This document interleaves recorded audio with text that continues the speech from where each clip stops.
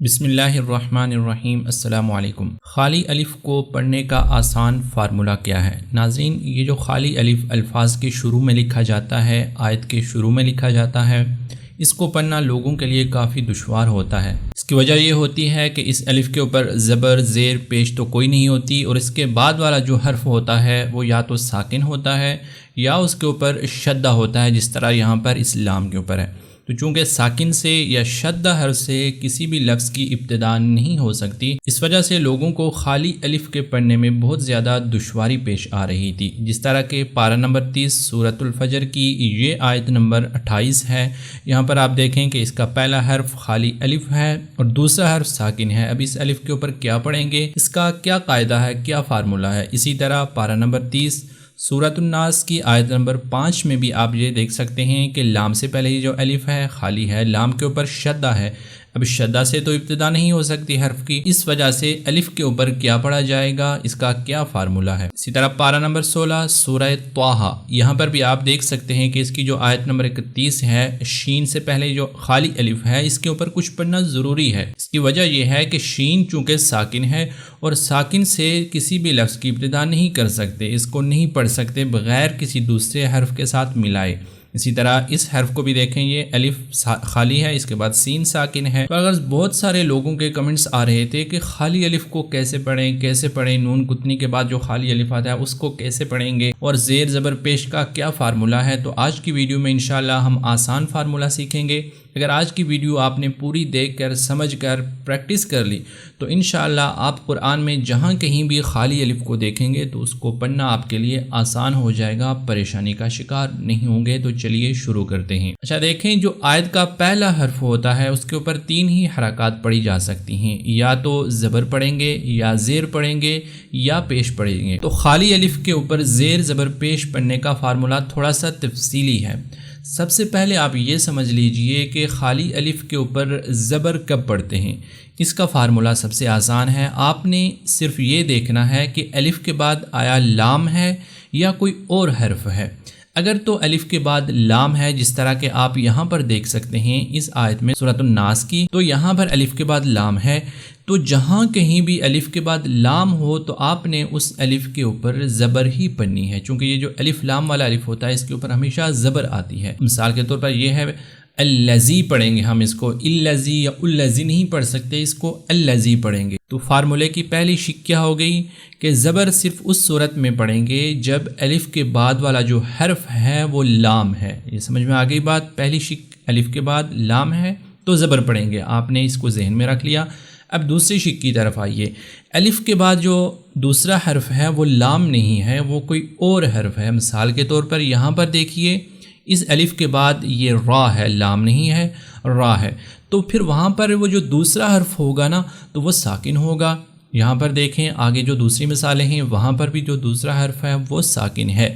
اب اس صورت میں کہ جب دوسرا حرف وہ لام نہیں ہے، کوئی اور حرف ہے، تو ہم نے دوسرے حرف کے بجائے تیسرے حرف کی طرف جانا ہے اور اس کو دیکھنا ہے۔ اگر تیسرے حرف کے اوپر زبر ہے یا اس کے نیچے زیر ہے، جس طرح کہ یہاں پر تیسرا حرف جیم ہے اور اس کے نیچے زیر ہے، تو اب ان دونوں صورتوں میں کہ تیسرے حرف کے اوپر زبر ہے یا اس کے نیچے زیر ہے، دونوں صورتوں میں جو الف ہوگا اس کے نیچے زیر آئے گی۔ جیسے اس لفظ کو ہم پڑھیں گے ارجعی الی ربک راضیۃ مرضیہ، تو قاعدے کی دوسری شک کیا ہو گئی کہ اگر دوسرا حرف لام نہیں ہے تو تیسرے حرف کو دیکھیں گے، تیسرے حرف کے نیچے زیر ہے یا زبر ہے تو اس جو الف خالی الف ہوگا اس کے نیچے بھی زیر پڑھی جائے گی۔ یہ قاعدے کی دوسری شک ہو گئی۔ قاعدے کی تیسری شک یہ ہے کہ دوسرا حرف لام نہیں ہے، لام کے علاوہ کوئی اور حرف ہے، اور جو تیسرا حرف ہے اس کے اوپر پیش ہے۔ دوسری شک میں ہم نے کہا تھا زبر یا زیر، تیسری شک میں اگر تیسرا جو حرف ہے اس کے اوپر پیش ہے تو اس صورت میں الف کے اوپر بھی پیش پڑھی جائے گی۔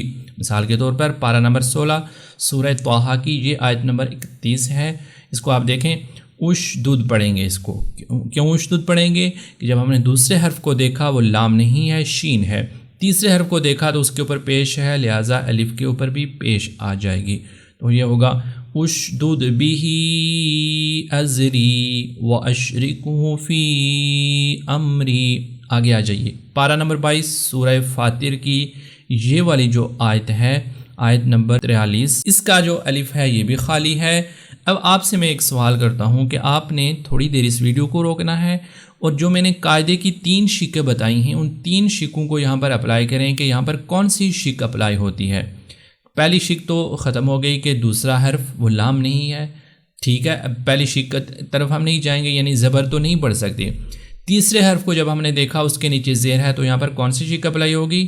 دوسری شک اپلائی ہوگی کہ جب تیسرے حرف کے نیچے زیر ہوگی یا اس کے اوپر زبر ہوگی تو ہم نے الف کے نیچے زیر پڑھنی ہے، تو یہاں پر ہم زیر پڑھیں گے، تو یہ ہوگا استکبارا فی الارض ومکر السیء۔ آگے آ جائیے، پارہ نمبر 22 سورہ یاسین کی آیت نمبر 21۔ یہاں پر بھی آپ دیکھیں کہ آیت کا جو پہلا حرف ہے وہ خالی الف ہے اور جو اس کے بعد والا حرف ہے وہ مشدد ہے۔ اب یہاں پر آپ سوچیں کون سی شک اپلائی ہوگی، تو پہلی شک تو نہیں ہو سکتی کیونکہ لام نہیں ہے۔ دوسری شک ہوگی کہ دوسرا جو حرف ہے وہ اس کو ہم نے نہیں دیکھا، ہم نے تیسرے حرف کو دیکھا تو اس کے نیچے زیر ہے تو یہاں پر بھی زیر ہوگی۔ اتبعوا من لا يسألكم اجرا وهم مهتدون۔ اسی طرح آ جائیے اس آیت کو دیکھیں گے آپ، الذین هم یراؤون، اسی طرح یہاں پر بھی ہے اس آیت میں الذین هم، تو الذین کیوں پڑھا کہ یہاں پر قاعدے کی پہلی شک اپلائی ہوتی ہے کہ الف کے بعد اگر لام ہے تو ہم نے تیسرے حرف کو نہیں دیکھنا، فوراً سے الف کے اوپر زبر پڑھ لینی ہے۔ تو الذین یا اللتی جہاں کہیں بھی آئیں گے ان کا جو الف ہوگا خالی الف ہی ہوتا ہے عموماً، تو آپ نے اس خالی الف کے اوپر زبر کو ہی پڑھ لینا ہے۔ تو قاعدے کا خلاصہ یہ ہوا، فارمولے کا خلاصہ یہ ہوا کہ اگر خالی الف ہے تو خالی الف کے بعد لام ہے تو وہاں پر ہم زبر پڑھیں گے، اگر لام نہیں ہے جو تیسرے حرف کے نیچے اگر زیر ہے یا اس کے اوپر زبر ہے تو ہم خالی الف کے نیچے زیر پڑھیں گے، اور اگر تیسرے حرف کے اوپر پیش ہے تو خالی الف کے اوپر پیش پڑھی جائے گی۔ یہ تھا خالی الف کو پڑھنے کا آسان فارمولہ۔ امید ہے کہ آپ اس فارمولے کو سن کر اپنے ذہن میں بٹھائیں گے اور آج اس کی مثالوں کو تلاش کریں گے۔ جہاں کہیں بھی قرآن میں آپ کو خالی الف نظر آئے تو آپ نے 3 فارمولے کی جو میں نے 3 شکیں آپ کو بتائی ہیں ان کو آپ نے اپلائی کر کے دیکھنا ہے کہ کون سی شک یہاں پر اپلائی ہوگی، اس کے مطابق آپ جب پڑھیں گے تھوڑی سی مثالیں آپ ڈھونڈیں گے، ان کو اپلائی کریں گے تو انشاءاللہ یہ قاعدہ آپ کے ذہن میں بیٹھ جائے گا۔ پھر قرآن میں آپ کو جہاں کہیں بھی خالی الف نظر آئے گا انشاءاللہ آپ اس کو اچھی طرح سے پڑھنا سیکھ جائیں گے۔ امید ہے کہ آپ کو اس سے فائدہ ہوگا۔ ملتے ہیں آپ سے نیکسٹ ویڈیو میں، تب تک کے لیے اللہ حافظ۔